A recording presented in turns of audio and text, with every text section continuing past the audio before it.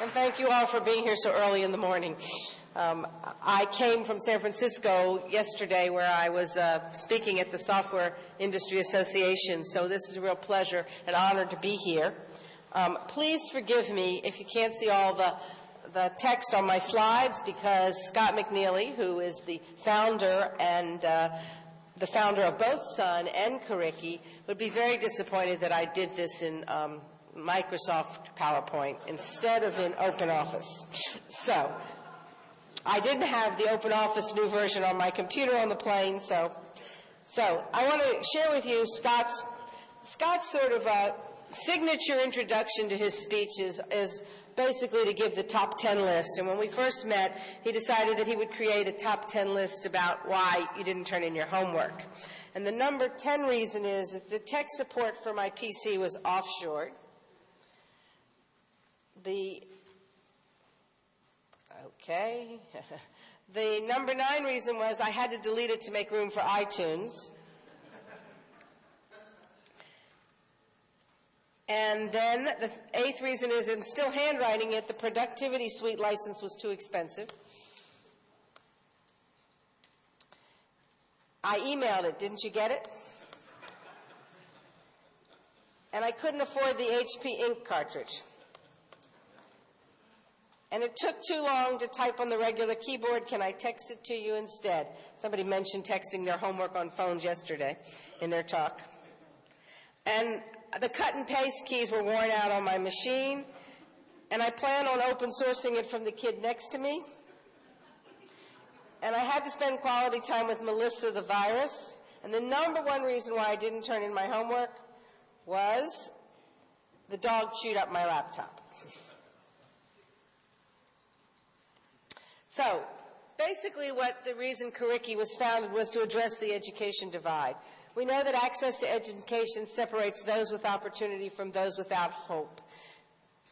And the challenges we have today in education around the world, and when I go around the world in this wonderful job I have and meet with ministers of education and meet with people that are trying to make a difference in education, I find out that there's 3 things that are really evident. 1, the high cost of today's instructional materials. The whole process for publishing is very expensive, and it's a very complex distribution system. And publishers who control the distribution system make sure that they're not in countries where they can't make any money. So it's sort of a have and have not situation. Quality instruction produced by instructional experts is not easily disseminated. We know that there's people in universities, we know there's great teachers that have built great things to use in the classroom, but since they're not in the distribution system of the publishing companies, it doesn't get out there, it's not disseminated. And the sharing of ideas is not easily facilitated, and it's expensive. Teachers are the only profession I know, until very recently, where they had to ask the secretary in the office to be able to use the telephone, and in some cases even to use the computer. So we are finally at a point where we can share information, and teachers are ready to do that.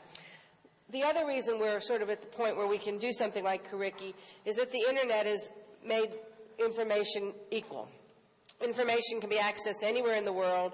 We are moving from Web 2.0, which has been participatory, which is certainly the trademark of schools changing today. We are seeing schools all over the world being changed from teachers at the front of the classroom to being a facilitator.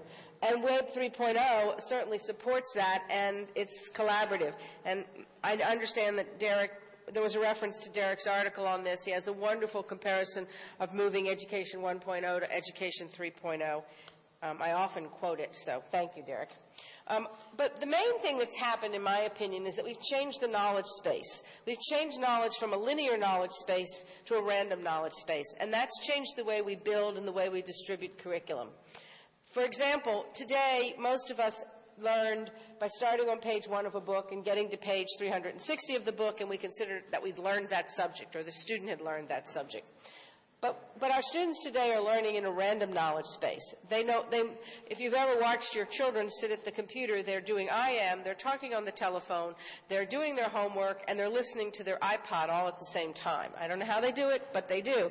But they also have changed their brain map. They understand how to map all of that stuff across this random knowledge space. They know when to go back. They know when to go forward. They know which information they can ignore.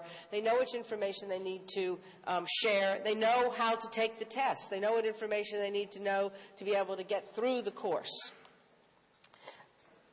So, is open education a dangerous idea? It certainly is. We're going to change the way we do things in education, and education is one of the last bastions of our society to want change. This idea of opening up education is transformative, it's a tipping point idea, it's a disruptive change, and changing education and learning is certainly a dangerous idea. So what is open source software, which is where we started? Scott McNealy believes that he created open source the same way Al Gore created the internet. So for those of you that want to believe that, be my guest, but that's the bottom line here. We are opening, so he came to me and he said, well, Bobbi, I want to create open source curriculum, and I already did it for open source software. So what is open source software? Open source refers to software that is created by a development community rather than a single vendor. It's programmed by volunteers from many organizations, and it's free and available to anyone who would like to use it. Well, that seems easy enough, but that's not a one-to-one translation to what is open source curricula. It's not the same thing. Scott McNealy thought it was the same thing, and it's taken me a whole year of working with Scott to explain to him that open sourcing education is not the same as open sourcing software. Why does somebody get up at 3 o'clock in the morning or stay up at 3 o'clock in the morning and program open source code? Well, they do it after many questions of talking to people at 3 o'clock in the morning. I found 3 reasons why these people are doing it. 1, they're truly a geek, and they're doing it because that's what makes sense to do. 2, they're doing it because they really want somebody to see the code they've written, and they want to share that with the community, because programming, like teaching, is a very isolated profession, and nobody knows that you're doing something that's really neat. And the 3rd reason that they do it in the middle of the night is because they're looking for a job. Many of those programmers that are sitting there writing Java code or Linux code or Apache code or whatever it is they're sharing are hoping that somebody will find their code and hire them to work on to include their code in a project. So how does that apply to open source curricula? Why will a teacher get up in the middle of the night, or why will a teacher share their information? Well, same as open source software, open source curricula is open learning requires access to quality curricula that is provided free and created and validated by the community. It's really easy to validate code. It either works or it doesn't work, and if you change a line of code, you almost instantaneously know what's going to happen to that piece of software. If you change a lesson plan that's designed to teach children how to read or how to do an experiment in science, and you change it, you have no idea how that's going to impact the learning process for a variety of reasons. Of course, one is that it's part of a total curriculum, and you may not know until they've gotten through 3rd grade that they missed the whole point of what carrying is or borrowing is in mathematics. So to do open source curricula, we need to create a set of guidelines or criteria that helps define the stuff that's contributed. We need to know that there's defined learning objectives, that whatever somebody's contributing has some objectives that globally can be looked at and applied in a local context. While we like to think education is global, the truth of the matter is it's very local. What goes on in South Africa is quite different than what goes on in India or in the United States or in Canada. But education in itself is a global experience. We all want the same for our children. We also need to provide a scope and sequence for instruction. We need an outline. We need to know what it is we're going to teach in that course. We need to have a way to develop lesson plans and deliver those to students. We need to be able to create textbooks and other instructional materials. We need to include teacher training. If you put it out there and teachers don't understand what this is all about, they're not going to use it anyway. So it has to incorporate teacher training. A little bit different than putting out open source code. While there are many people that share open source code and you can go and take a course on how to learn something new in Java or something new in Apache, it's not the same as training teachers. We need to be able to assess whether or not the students benefited from this, whether this curriculum works, whether there's an impact on achievement. I had the interesting pleasure of attending a roundtable with the Secretary of Education, Margaret Spellings, in the United States right before I came here. And her first comment was, we're not going to give any more money to technology in the United States because technology has no impact on achievement.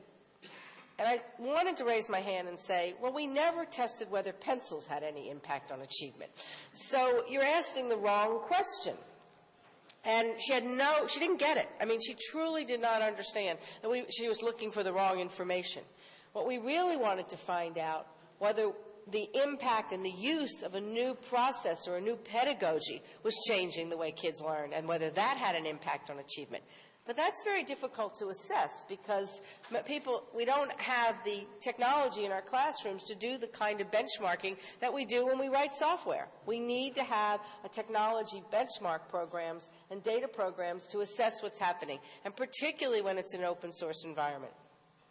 And the last one is very important. It needs to be correlated to standards and frameworks. We need to have the ability so that if you put in a piece of software, a piece of educational game or a lesson plan or curriculum, that you can tag it with the local frameworks or the local standards, so that when I come back and search, I can find all of the mathematics programs that teach fractions correlated to South Africa's frameworks for learning, or the U.S.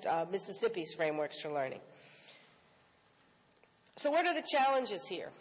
There's multiple challenges. I was telling Larry Lessig yesterday that one of the challenges, of course, is intellectual property and how we deal with the licenses. It's very difficult to come up with a license that effectively applies in the content area versus the software area, because there are many gray areas, and we are using Creative Commons Attribution License. The most open, liberal license is how we're putting out our content and curriculum. We also have some interoperability problems. There's lots and lots of lesson plans that are already on the internet, and games. I mean, you can go and type in teaching fractions, and hundreds of websites will show up. How do we get that information into one website or one technology that allows us to share that information? We also have cultural issues. Actually, the very first time I met Helen King from the Shuttleworth Foundation, we were talking about Kuriki. She said to me, Bobbi, we can't use the products from Australia that you've put up on, and this was right after I took the job, so I personally didn't put them up, but Kuriki had put up some lessons that had been donated from Australia, and they were considered open because they were free and people were giving them away. However, they were written in Flash. And therefore, they really, truly weren't open for her to be able to change them and contextualize them in South Africa. So the questions we asked around cultural issues are very important. And then we asked ourselves, what is the sustainability? How can this survive? I was very intrigued in listening to Jimmy yesterday talk about Wikipedia, and I've had lots of conversations about it. It seems to be a mushroom of people willing to contribute and use their content. And while I believe that that same thing will happen in education and the ability to share, we have some real problems with sustainability in terms of how do we make sure that there's something there for everyone? Can I trust the community to do that? So what's this solution we've come up for the 21st century? We're going to build world-class learning, any curriculum just a click away, and our strategy is to create a portal, build a community of educators, build a repository of open source curricula, and engage a global community. Whether you call it a portal or a front door in, I really don't care. But we're really building two things. We're building this repository, and we're building a community of people that contributes to the repository and uses it. It's very important that we're building a repository, not a linked list of assets. And why don't we have a linked list? Because if you build a new curriculum, if you truly use open source ideas of mix and remix, you have to have the content. You can't have a link. What if the link goes away? So our repository is persistent. So when we talk about open education, we asked ourselves three questions. How open is open? What does it truly mean to be open? And it goes to the question Helen King asked me here in South Africa. Is it open just to be free, or does all the code have to be accessible to be changed? So what is open? Can you build curricula collaboratively? That's a really important question. When you think about what we use in classrooms today, very little input comes from teachers. Very little input, and in many cases, comes from the Department of Education or the Ministries of Education. In the United States, curriculum is built, sold, and profited by publishers. There is no other people building curriculum. And there's a joke in the United States that when somebody writes a book, if you can convince Texas to buy the book, the publisher, then the rest of the country will buy that book. So they write the book for a particular state that happens to buy a lot of textbooks, and therefore the rest of the country buys it whether it's right for them or not. So how can you build curriculum collaboratively, and what are the tools you need to do that? And, of course, the last question is the most important one. Can you trust the community? I think you can, and, of course, I'm one of those people that don't want any blocks on the Internet, even in schools. But that being said, in education, the number one question I get is, who said this was good to teach? I don't want somebody out in the community that I don't know telling me that this is what to teach my kids in the classroom. Of course, they're forgetting that they trust these publishing companies that have homogenized and whitewashed what they learn, but it's still a matter of who's vetting this. So we had to come up with a system to prove that there's people that are looking at this in an organized manner. So the future is now, and please go to www.cricky.org, and at the end of this, I'm hopefully going to run a video, we'll see if it works, that shows you what our new tool set looks like. We have full courses, including courses in calculus, chemistry. We have today about 3,000 assets, of which about 60% are a complete course. The other 40% are anything from a single animation to teach slope or to teach ratio or to teach speed and distance to a lesson plan or a video. We also have worked with, and here in South Africa, for those of you probably already know about this project, the free high school science textbook project. Mark Horner is the gentleman behind them. He's in the process of building 9 textbooks here in South Africa, and we're working with him to put those up on Curriki. You can read about his textbooks on our site, and you can actually get access to all the information and put it on wiki pages. We also have a lot of online learning and professional development. So, what are we going to do? What's the model here? How do we make this work? Well, the first thing we have to do is figure out how to share content. And we're hoping that people, including publishers, will donate out-of-date curriculum or assets of underused content to an OSC repository. Why will they do that? Remember I told you why the 3 programmers would do that in the middle of the night? So why will a teacher do this? One, they've never been able to share their materials that they use in the classroom. They close their door, and they hope the principal or their supervisor isn't watching when they change the lesson, because they've been told they have to teach out of this book or out of this document. So now all of a sudden they're taking some risk, and they want to share that. Second reason is they too hope that somebody will find their work and publish it. And the third reason is that they also might be looking for a job. Those of us that have written in education, and you think about how you got your curriculum materials published, how did I, who was a math teacher teaching before I went back to graduate school, how did I get asked to write a textbook around teaching computers to kids? I didn't know anything about publishing. I went out and I met somebody at a meeting. I said, I've written this in my classroom. Are you interested in publishing it? And they did. I mean, it was sort of, so there's people out there looking for good teachers to write curriculum. The partners also benefit from marketing and research. There's no market conflict with new textbook adoptions and sales. Market research and feedback from monitoring the updates developed by a community of educators. So in terms of a publisher, they can find out what's happening. Market reach to underserved districts and countries. And access to online curriculum support for current customers without ongoing technical support. I'm taking on all the cost of technical support at my site. Why wouldn't you, as a publisher or as a school district or a state or a country, use what's being developed by open source? I've taken out the big cost here for you. So what's the best business benefit to the partners? There could be links to the publisher's website or the Ministry of Education. There's PR for helping economically disadvantaged schools and students. In the U.S., there's a tax credit for residual value of the curriculum that you might have donated. And there's no development costs for the creation of curriculum and development for markets that you didn't plan to go into anyway. If I'm publishing a book in the U.S. or in South Africa and I really would like to sell that book or have people in another country use that book or those materials, I don't absorb that distribution cost. Curriki takes care of that for you. And there's collaboration with the open source community. This is probably the biggest thing that will change.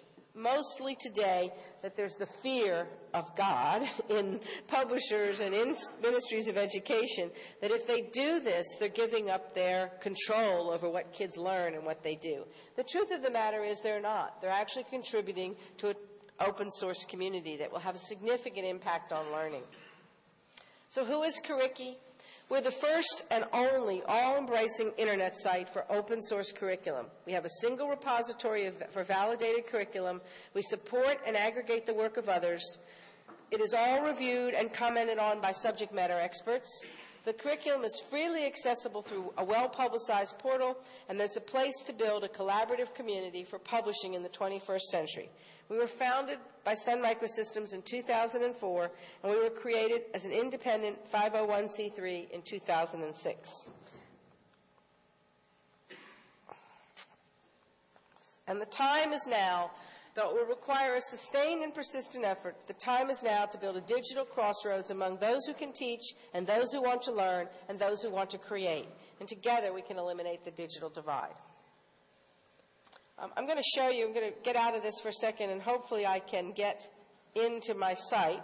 We'll see. And I will show you the new tools that we've developed, which are unique in the industry, in the open source community for building open source curriculum. If this doesn't work, because it wasn't coming up before, if this doesn't work, no, it's not even going there.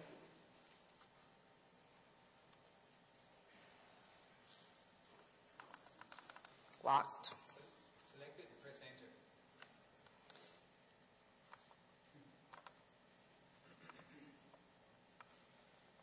Locked. We'll close it and open it again. I've locked up your system. I've crashed it.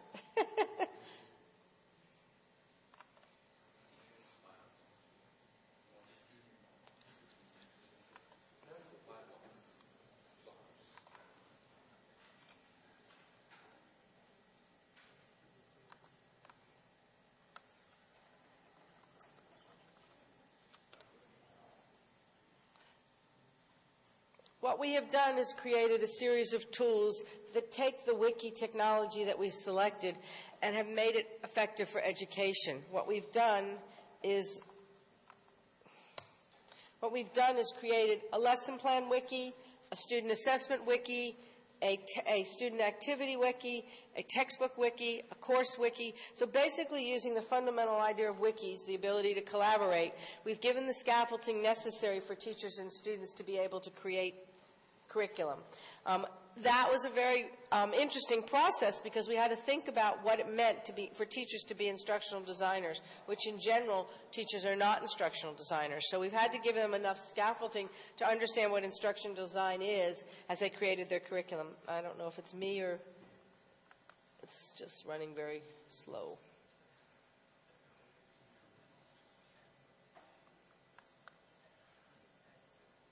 Well, while it's coming up, let me open it up to anybody that has any questions, and hopefully I can show you this.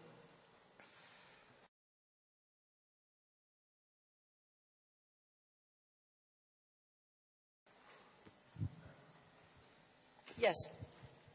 How does it change the entire relationship that students have with schools per se, with education as... Thanks. How does it change the entire relationship that students have with schools per se, with the whole idea of classrooms, teachers? If I can get open source curricula, I was discussing yesterday with someone, I can download off MIT OpenCourseWare the textbook for linear algebra with Professor Strang. I can watch the lectures. I can do the assignments. I can do the tests. I've got all the course notes. The only thing standing between me and second year linear algebra at MIT is Telkom, the local South African. Right, exactly. I don't need to go to school or to university. Well, you need to go to school for only one reason, because that's where you get a diploma and accreditation. So until we change the accreditation process and how you graduate, you're going to have to go to school. So what are you doing about that? Well, in the U.S., there's been a lot, and I'm sure here too, there's been the growth of virtual high schools because many kids wanted to be able to take their courses all online and run at their own pace, or their Olympic training for the Olympics, or in Hollywood, they're actors and they can't go to school. And so there are many organizations organizations, private companies, for-profit, that have opened up that will award you an accredited, they've taken care of getting the accreditation process through a state or through a school in the U.S. Could be a private school. So what you do is you take the online courses from wherever you want. So you can take one from MIT, and you can take one from Stanford, and you can take one from, from Curriki, and they get accredited by this organization that then awards you a diploma. So the number one reason why you still go to school is the accreditation. And they charge for that. So obviously we've got a have and have not situation again. The second reason why doesn't look like it's coming up. The second reason why you will, how we can take care of that problem is we need to change the way teachers and students interact in the classroom, so that the teacher needs to be willing to say, I'm going to teach chemistry this year, and here's what I'll do in the classroom, and if you would prefer to do it online, or you would prefer to take it on a printed out book and bring it into me, and I'll give you the grade and I'll make sure that you've done the work, then I'm fine with that. And there are schools in the U.S. and around the world, and Switzerland is one that I know of, that is doing that today. But the number one reason is accreditation. And by the way, we're not in the business of running schools, and we're not in the business of creating curriculum. This is a community-developed curriculum. It's an open-source community. So while we will seed some curriculum, meaning we've gone out and identified some projects that we really want on Curriki, and we're helping to get those up, in general, we assume the community will build, develop, and evaluate this. So we call it our 3D model. We're changing the way we develop curriculum, the way we distribute it, and the way we determine whether it works or not. Yes? The content of your site seems to be mainly about the actual learning assets. Sorry, the content seems to be about the learning assets. Do you also have programs that can be used as frameworks for developing, certain interactive type lessons? Yeah, we do. That's what I was going to show you. I just can't link. But if you go to our site and put into the search browse engine, the one that I know will show up with a ton of courses is if you type NROC, which is a developer of courses for us, an individual, you'll get a ton of courses that you can see. On my screen you saw that I had a link to calculus. For some reason it's not coming up. But yes, and we also have a set of tools, as I said, for building this.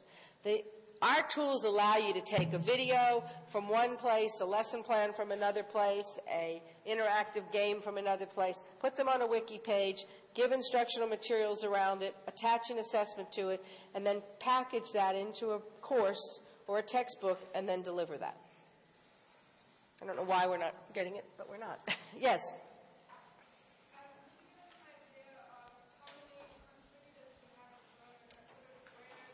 Great. Good question. We have about 35,000 teachers that have come to our site and registered. And I don't know why they came, because as you pointed out, in our current version of our site, the only thing you can do is upload and download curriculum, which, by the way, is all you can do at MIT. But that being said, we need to have more, and we will. We have about 3,000 assets today, of which about 60% of those are full courses or simulations or games. We have about 1.5 million page views a month, and we have about 150,000 unique visitors a week. But we really have gone stealth because we were waiting to release our new version, and I have kindly asked Scott McNeely to not talk about Curriki, although he tends to continue to talk about it, because we were trying to get out our new version before we had to take any more users, which, by the way, will be released next week.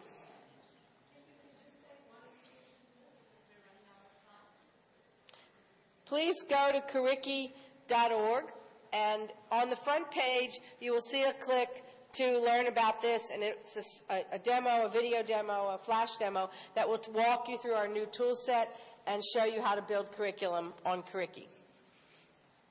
Thank you.